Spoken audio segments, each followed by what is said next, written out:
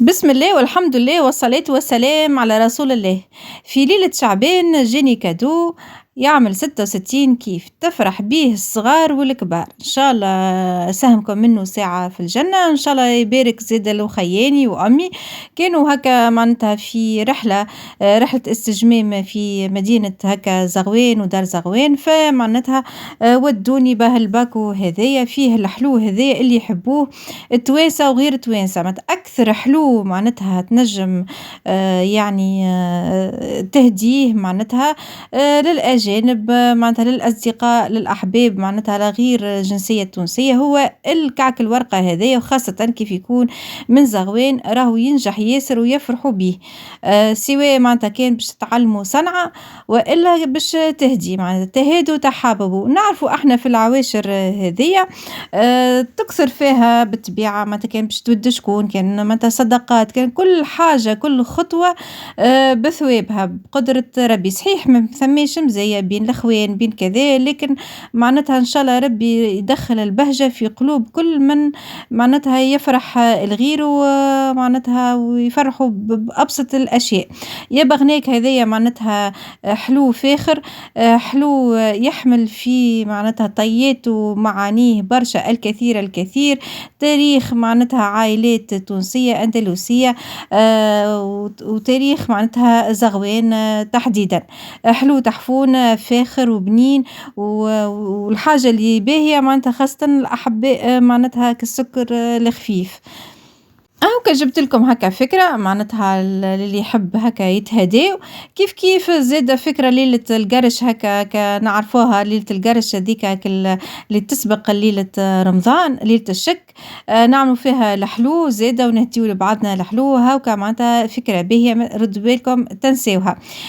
صحيح الأوضاع الراهنة معناتها ما تشجعش على الفرحة وعلى البهجة وكل شيء، لكن احنا معناتها ربي كرمنا بالإسلام. الإسلام راهو دين متاع فرح، دين معناتها ما يحبش الحزن، يحب البهجة والانشراح. وأكبر دليل على ذلك اللي ربي حرم علينا خاصة احنا نساء الحزن، والحزن ما يلزموش يدوم 3 أيام إلا على المرأة على زوجها عندها كالعدة متاعها.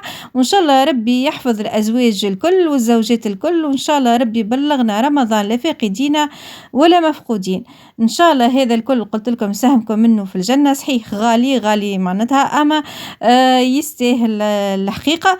الحقيقة هذا قدام الكاميرا معناتها فقط حطيت فك الحكة هذيك باش نجيب لكم الفكرة، ومعناتها بالطبيعة معناتها بعد ما غسلتها وكذا والحكوك ذوما تحفولين على الاخر عجبوني. ان شاء الله ان شاء الله نزيد ناخذ منهم حتى في زينة اخرى. تبقينا تكل معناتها على البلاصة. أكثر حلو عندي تكل هو الكعك الورقة، معناتها ياكلوها هكيك على الشبع. الحقيقة عندهم الحق ما ثماش كالصبر. هذا كان هكا معناتها التحلية بعد شقان الفطر. نتصور معناتها الأجواء في أغلبية الدول العربية كيف كيف. توا احنا دخلنا في شهر شعبان، احنا في سبرنا معناتها نسموه جمعتين الأولانيين متاع شعبان، وبعد بطبيعة اثنين وخميس، واللي يقدر جمعتين، وثم شكون اثنين وخميس والليالي البيض زادة هكا ما ننساوهمش. هكا من توا عندك نهار 13 و14 و15 شعبان، هذوكم الليالي البيض. به مع الكادو عملت هكا تبخيرة بك المجموعة هذيك على حد عرف يزيد تحفونة ريحتها بنينة. قلت لكم راني نموت على العرعار، يعجبني الريحة متاعو خاصة هكا في هكا رائحة الزمن الجميل. حضرت طبق متاعي حتى لين من بعد باش نوريكم كيفاش عملت القهوة متاعي في الاخر.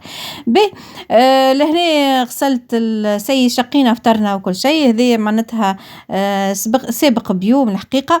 غسلت الخضرة متاعي ومن بعد جبت الغلة متاعي غسلتها وخليتها تتنشف، والبرقدين ومعاه القارص على خاطر باش نحضر كتحضيرات رمضان والعصائر متاع رمضان وك الجو هذاك بكله هكا. رجلت الكوجينة متاعي ولهنا هكاك قلت خلينا نتفلسف هكا تفلسيفة لا محالة هكاك وبرا ما جيتش حاجة معناتها باهية، اما باش نقول لكم شنو الغلطة متاعي فيها التفلسيفة اللي تفلسفتها به. حطيت كيف العادة كيما الكومبوت كيما كيما نعمل كومبوت بالضبط نتاع التفاح، لكن زدت له القارص وزدت له البرقدين معناتها العصير وشوية زبيب ودقلة، وخليتهم هكاكا يغليوا ما يقارب أقل من 10 دقايق تقريبا، لما هما سيطابوا في ساعة زبدة كيما تشوفوا فيها. حطيتهم هكاكا يهداو بالشكل. الماكينة هاذيك معناتها خاطرها بالنار ماذا بيا نسيس عليها خاطر الطقس بارد نهارتها، ومشيت نقضي في قضية أخرى، بعد رجعت لهم باش نرحيهم به. رحيتهم وكل شيء، لكن الغلطة نتاعي اللي أنا ما صفيتش، هذيك هي الغلطة الوحيدة الحقيقة. كيف ما تشوفوا غسلت الطماطم وغسلت الفلفل، ما جاتنيش بنينة كيف العادة الطماطم والفلفل مرة هذه، يمكن خاطر متاع بيوت مكيفة. قلت باش ناخذ فلفل حار ومعاه باذنجان في عوض طماطم وفرد مرة نخبيها. الحقيقة باش نقول لكم من توا باش ناخذ نزيد عليه فلفل حار مش مسكي ومعاه باذنجان ونفوحها معناتها بثوم وكرويه وما تابعوا. لهنا قاعده نشم في الماكينه خاطر غسلتها وعملت لها الكربونات وباش تنحى منها ريحه الحميت وكل شيء، خاطر معناتها خدمت بها برشا نهارتها. لهنا حتى هكا باش نرحي قلت وقيت حلو توا بدا العد التنازلي، نهار اللي يمشي ما عادش يرجع بالطبيعه. قاعد يقرب ستي رمضان، ما تنساوش شكل كلافز والمعدنوس اللي تلقاوه رخيص خذوه اغسلوه معناتها وشيحوه، ولا باش تحطوه في الكونجيلاتور تنجم تكنجل. المهم اللي تقدروا عليه اعملوه توا باش ترتحوا رواحكم، راحة للبدن وللمكتوب وللجهد. وكيف معناتها واحد هكا ما يقعدش يعني شاد جنب الكوجينة معناتها من الصباح لليل واكل همها كما يقولوا به. لأن حطيت نرحي ثم زاد حاجة أخرى باش نزيدها في عوض معناتها خليتها تتصفى وبعد نزيدها اللي هي الفواكه الجافة، حطيتها زاد من الأول فاللي هو البوفريوة هكا. بوفريوة تقريبا اسمه البندق باللغة العربية اسمه البندق. المهم البوفريوة حطيته زادة لهنا هذه غلطة معناتها يلزمني نصفي، ما نعرفش على عقلي وين عطيني معناتها مخي مشغوب في برشا حكايات. المهم مش مهم قلت المهم مش مهم. تلفيت الوضع وبعد صفيتها وكهو هذاك الكل قعدت معناتها نرحي فيه بالكدا وصفيتها ومن وراء الكاميرا هذا وتمت الأمور بنجاح. أكل برقدين هذيك ثم باش نجرب هكا زوز طرق، وفي رمضان معناتها وقت اللي نجبدهم الكونجيلاتور إن شاء الله نقول لكم أن هي الطريقة اللي كانت بالنسبة لي أنا معناتها باهية. لهنا في تحضيرات رمضان والعصائر متاع رمضان البرقدين والقارص خاصة الليمونادة نعملها بطريقة مختلفة على السيف، على تحضيرات السيف للسيترونات، خاطر توا وقت شارين القارص نستحفظوا عليه رمضان وزاد للسيف معناتها ما ننساوش. بالنسبة لرمضان نعمله بطريقة اللي هو نطيبه في الماء، وبالنسبة للسيف نخليه في أكياس هكاكا معناتها ما نطيبوش، نحي منه كان معناتها شوية قشرة والقلوب بالطبيعة نحيهم ونحطه هكاكا تروف ما نرحيهوش ونخليه في الكونجيلاتور، وبعد كيف نجبد معناتها نرحي بالوقت. السنة باش نعمل طريقة مختلفة وتشوفوها إن شاء الله في الفيديوهات اللاحقة الفيديو هذايا. لأنك الحكة هذيك زاد جبتها اللي حطيت فيها سكر فاني والخميرة كان عندي كربونات وزاد تو نزيد نحط فيها. الحقيقة ولا رفعت بالكدا هكا فكرة نعملوا زوز حكك للحلو والحكة الصغيرة نعملوها للسكر فاني والخميرة ساشيات اللي هذوكم تنجموا زاد نستعملوهم للتاي ذيك الانفيزيون. هكا افكار وبرا متى ناخذوها من عند بعضنا ان شاء الله يعاودوا يجيبوا منهم الحكوك باش نزيد ناخذ ويكون التيم هكا مواتي الكوجينه نتاعي في شكلها جديد الرمضاني ان شاء الله يكون عجبكم. شكلها البسيط الريفي هكاكا معناتها كيما هكا تخيلت هكا في مخي المطبخ اللي حبيت نعمل وان شاء الله يجي نهار من نهارات ونعمل المطبخ اللي على كيفي انا ويرضيني به. لهنا هاكا ريحتها الحقيقة راحية باهية، وزدت البوفريوة زادت ريحة راحية باهية بالقشرة متاعو، ماهوش معرّج، حبيت كل شيء معناتها صحّي، وبالطبيعة كالغلة هاذيكا كيف معناتها غليتها في الماء ما غلاتش أكثر من 10 دقايق، معناتها مازالت محافظة على جميع المكونات متاعها.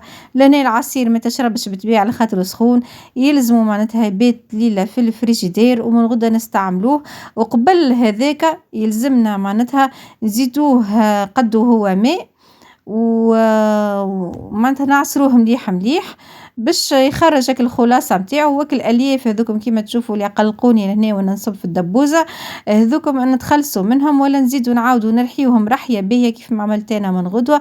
الحقيقة ما صورتش على خاطر معناتها كي شفتوا هكاكا ما يتشربش الكونسونطري على الآخر ما يتشربش، والغلطة متاعي معناتها اللي نتأسف لها اللي أنا حطيت البوفريوة من الأول حقني، صفيته مليح مليح وزدت له، أما النكهة تحفونة تشبه معناتها نوع متاع فاخر هو متاع عصائر ويعملوه حتى في الأعراس، المهم نعرفوا كيفاش نصفيوه.